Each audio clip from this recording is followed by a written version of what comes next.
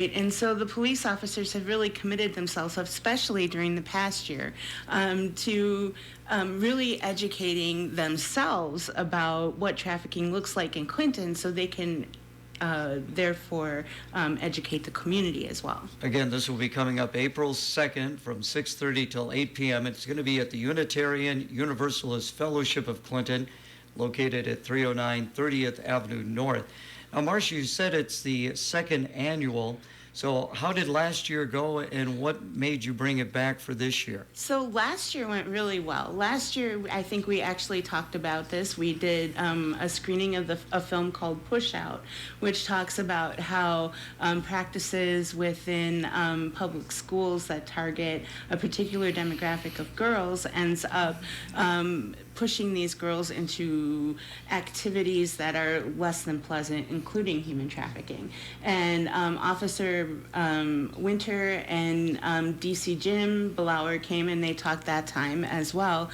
We had it in January last year because January is Human Trafficking Awareness Month, and we had a whole bunch of bad weather this year, and so we originally had it scheduled for I believe it was January 16th, and that was a week after we actually had a proclamation decreed by the City of Clinton and the City Council Board to recognize Human Trafficking Awareness Month within the City of Clinton itself. So the first one was amazingly well attended.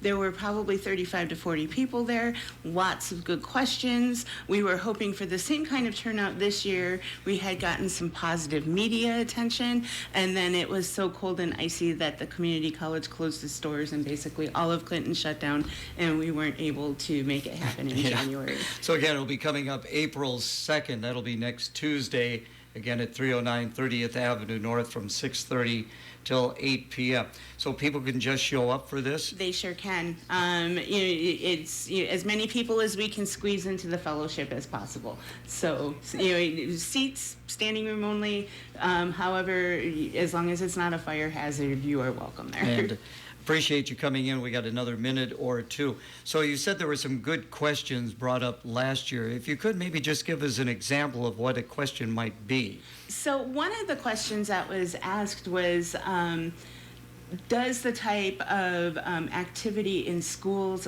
happen in Clinton or in communities? Does it happen in Clinton or in Iowa in general?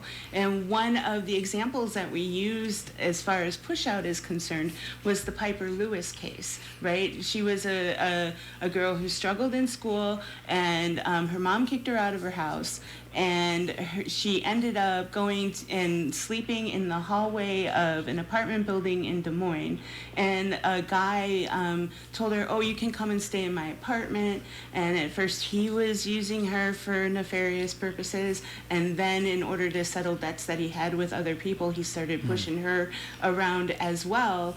And the last person that she was with had drugged her and beaten her, and she passed out. When she woke up, he was in the process of raping her. I mean, to be blunt about it.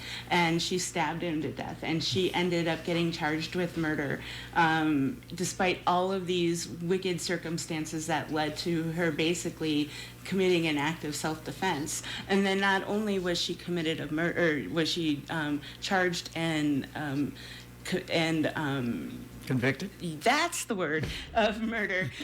Then she also ended up having to pay $150,000 in restitution to the victim's family for killing a person who had drugged, beat, and raped her. That is a really bad story, no doubt about that. So again, April 2nd, 309 30th Avenue North, 6:30 to 8 p.m.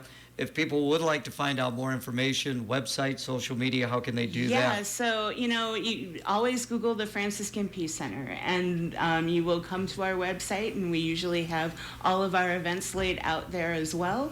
And then if you want to contact me personally, my email is my first initial, which is M, my last name, THRALL, at clintonfranciscans.com, and I will do my best to answer any questions that folks have. Always information informational, and we thank you for your time, and let's hope this one turns out as well as the first one. I hope so too. Thank you. BPI Pool Supply in downtown Fulton is ready to prepare you for another outdoor pool season. See them for pool